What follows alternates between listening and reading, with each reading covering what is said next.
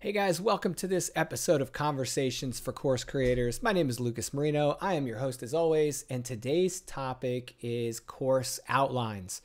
Now, I'm not going to get into super nitty-gritty detail here because I don't want to overwhelm you with a bunch of minutia about the riveting topic of course outlines, but I do want to talk to you specifically about how to make creating a course outline a little easier on yourself.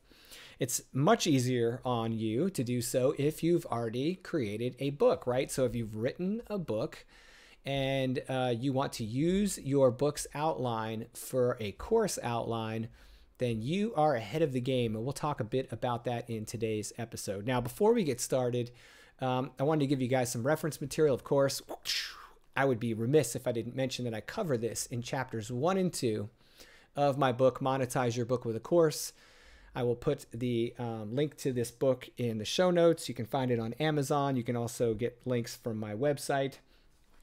It's available in ebook, hardcover, and paperback. So there's a little something for everybody in there. And the reason why I thought it was important to cover this topic in the very, very start of the book was because I wanted to instill a bit of confidence in nonfiction writers who are interested in creating a course. Now, if you're sitting there going, well, I'm not a nonfiction writer and I haven't written a book, don't worry. It's still the same process, except you just don't have a table of contents from a book or an outline from a book to use. So you're going to be starting from scratch. And that's where most people start. So, don't feel bad about that. But what is an outline exactly? Like, what are we talking about here? Well, a course outline is just like the outline of a book or any type of formal paper you've written. You're going to have to create what is essentially a logical flow of information.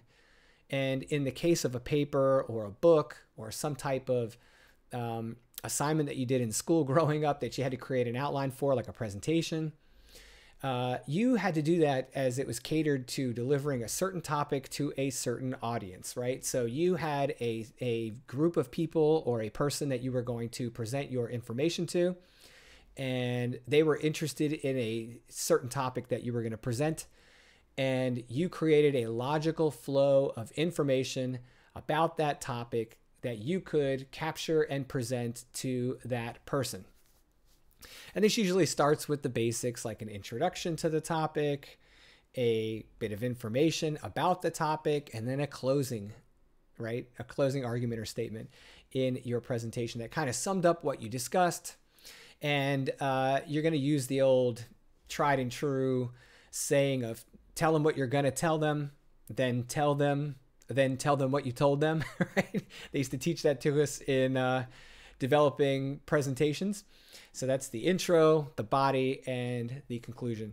And so your table of contents in your book contains this same logical flow or approach to developing a logical flow of information that I'm talking about for courses. And I'll discuss a little bit of the differences between the two. But if you open your book to your table of contents, right, you have created a logical flow of information to present to your reader. And again, if you haven't published a book, you can use this as an example. You've read books where, specifically nonfiction books, where authors created a logical flow of information. You could pick one of those nonfiction books up off of your bookshelf or your e-reader right now if you want, and you can look at it and say, oh yeah, look, I can see they gave me this information in a certain order. And they did it so that I would have a very natural and enjoyable and logical experience in the information. I had to learn certain things before I learned others. I should know about certain things before I should know about others. That's that logical flow. So in my book, for example, of Monetize Your Book with a Course, I start out with chapter 1, which is a bit of motivation. Then I move into chapter 2, which is about developing curriculum. I put a bunch of logical steps for that. Then 3, managing your content. Then on and on and on until the end, where you have to maintain and monetize your product line and some takeaways and lessons learned for success. Now, it wouldn't make any sense to start the book with all the lessons learned and takeaways for success, right? Or how to maintain something you haven't built yet. You have to create a logical flow. And if you have your book and you're thinking about creating a course around your book, I want you to take that table of contents or take the outline that you used in your draft, and I want you to put it right down in front of you and say, all right, this is the very first draft of my course outline. I'm going to use this as a basis for developing the outline for my course. And I'm assuming at this point that you've already gone through some very important steps, the ones I call the 5 keys to building a course foundation, so that you even have to build a course, right? It's the same thing you should have done when you wrote your book. Who am I writing this book for? What problem are they experiencing? What solution can I offer them to their problem? What's the outcome of solving that problem? What's the impact that person experiences in their life? And then what do they have to do to achieve that outcome? Those would be the objectives of your course.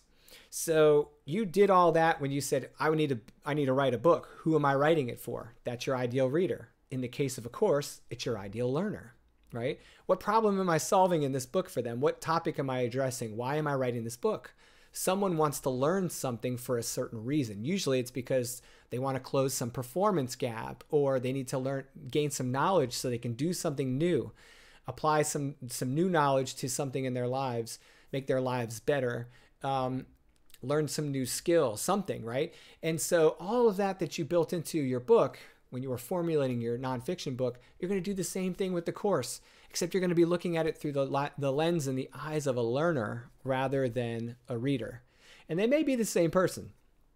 You may be building your course for the same person who is reading your book.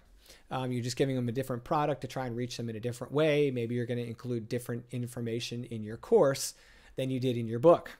Okay, which brings me to my next point. This is why we can't just openly adopt the outline as gospel. We can't just take the table of contents and say, okay, we're done, right? We want to take that table of contents from the book. We want to put it right down on the desk in front of us, or on the laptop, or on the screen, and we want to look at it and go, okay, now I'm going to teach this in a course. What do I absolutely have to teach this person in a course in order for them to implement this solution I'm selling and achieve the outcomes that they are buying, right? Because people buy outcomes. They're buying the potential to achieve outcomes. That's really what they're trying to do, is solve a problem so they can achieve an outcome. So what do they need to do to get there? What steps do they have to take to achieve that outcome? These are your new learning objectives for your course, right? These are what you're going to teach them. They must learn these things in order to successfully complete your course. So these would be the learning objectives. I need them to do these things. In the case of I think I use making a peanut butter and jelly sandwich as an example in the book. I have step-by-step process I have to take.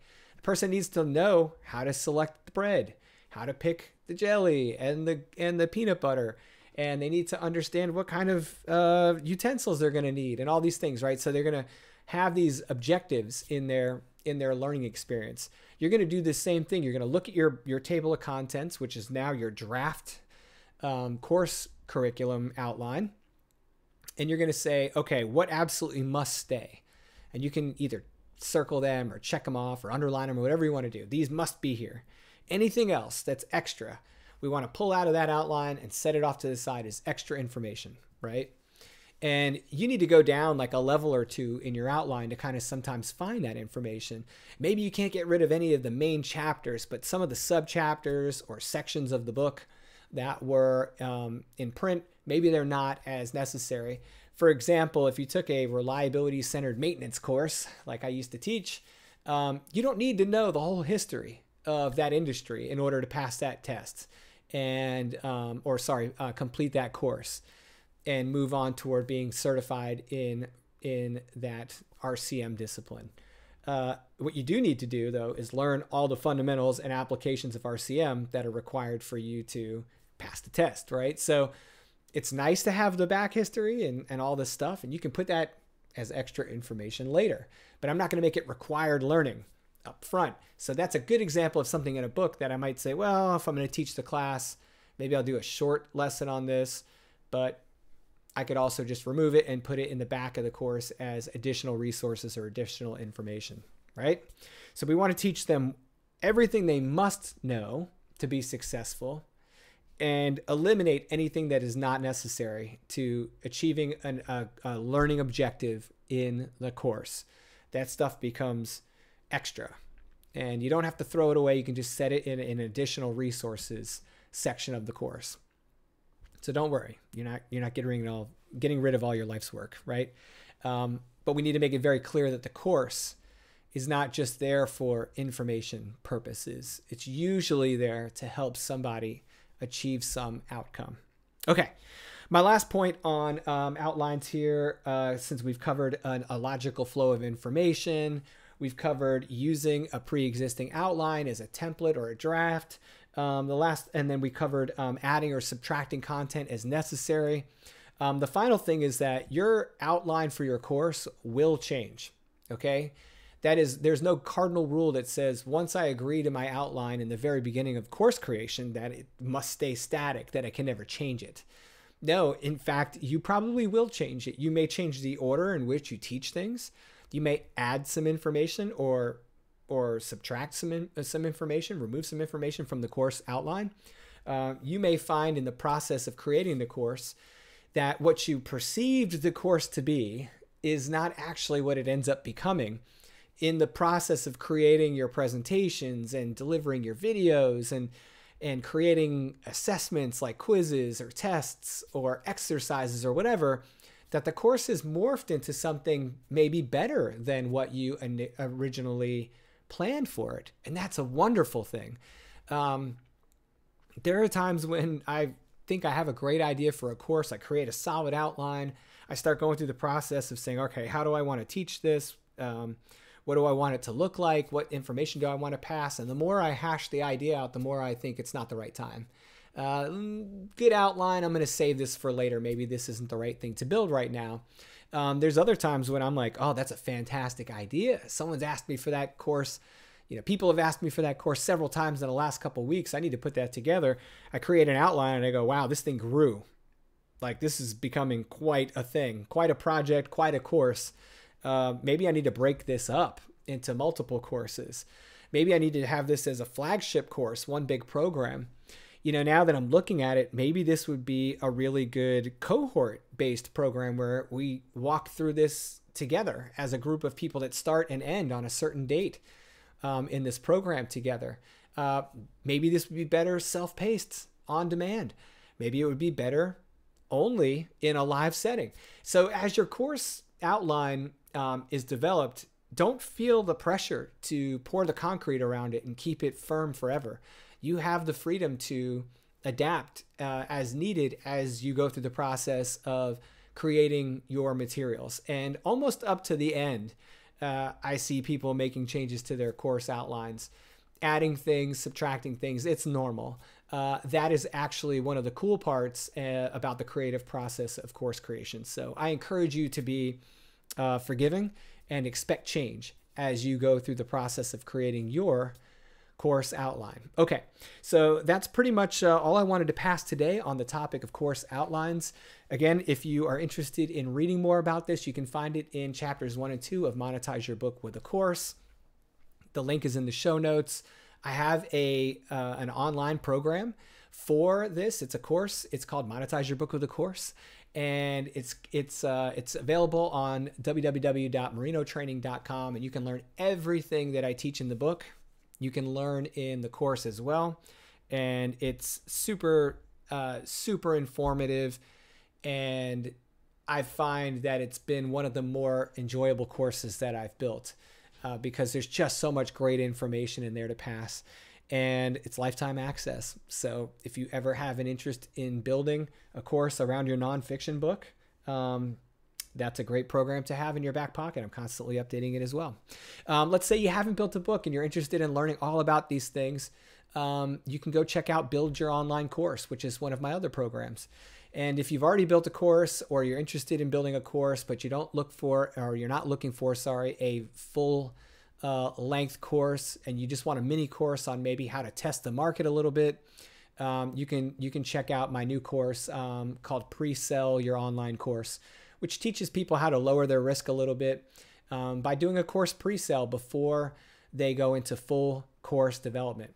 I also teach those lessons in both the Monetize Your Book with a Course program and in the Build Your Online Course program. But I made it a mini course as well for those who didn't want to enroll in one of the big course programs. Okay, guys, I appreciate everything that you've done to support the channel. Make sure you guys subscribe and check us out everywhere we're available.